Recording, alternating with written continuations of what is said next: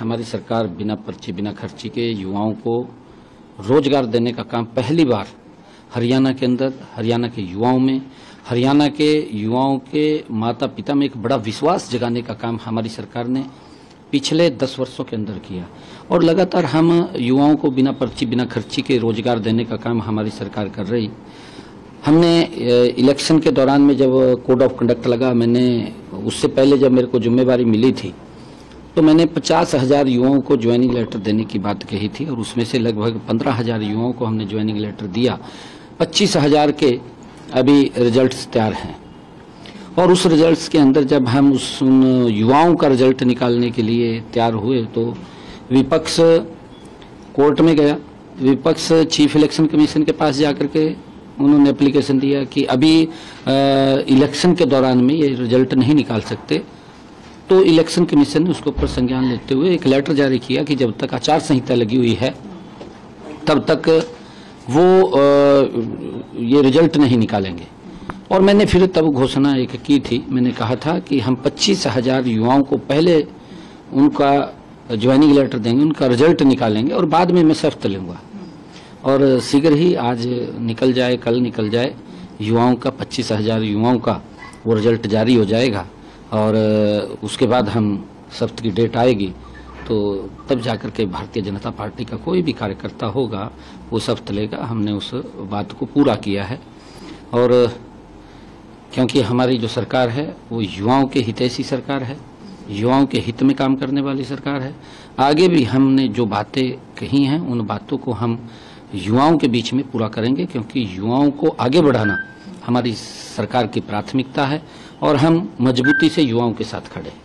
देखिए, किसानों की फसल क्योंकि मंडी में आ रही है धान की फसल और उसको लेकर के आज हरियाणा प्रदेश के अंदर हमारे सभी नवनियुक्त विधायक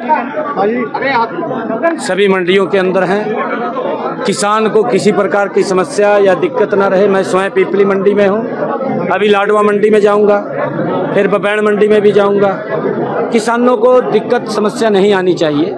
जो पैरामीटर्स बने हुए हैं 17 मॉइस्चराइज से नीचे या 17 मॉइस्चराइज किसी की है, एक भी ढेरी मंडी में दिखाई नहीं देनी चाहिए। अधिकारियों को कहा है एक एक दाना वो किसान का उठान भी और उसको भरना भी और उसका पेमेंट भी। मुझे अभी तक हरियाणा प्रदेश की जो मंडियां हैं उसके अंदर हमारा जो परचेज हुआ है लगभग 5 लाख मीट्रिक टन हमने यहाँ पर परचेज किया है। 5,32,000 मीट्रिक टन परचेज किया है, जिसमें से 1,59,000 हमने उठान भी किया है और बाजरे का भी 1,31,384 मीट्रिक टन हमने परचेज किया है।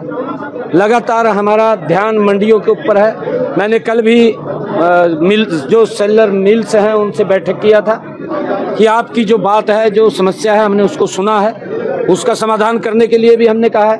परंतु अगर उसके बावजूद भी कहीं किसान को दिक्कत आती है तो हमने कहा है कि दूसरा कोई मिलर्स है आप उसको देने का काम करें। अधिकारी ने कहा है कि कुछ किसानों ने इस प्रकार की शिकायत ये की थी कि हमारा जो मॉइस्चराइजर 16.5 था उसके अंदर कट लगा है।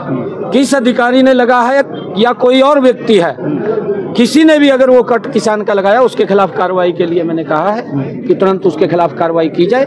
आइंदा इस प्रकार की शिकायत किसान को न समस्या न परेशानी आनी चाहिए। नहीं, देखिए, हम किसानों के हित के अंदर किसान को कोई दिक्कत परेशानी ना आए।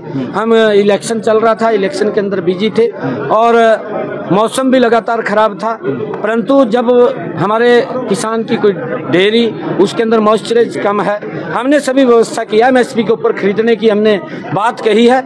एमएसपी से 1 पैसा भी कम अगर कोई किसान शिकायत करता है तो हम उस अधिकारी की जिम्मेवारी है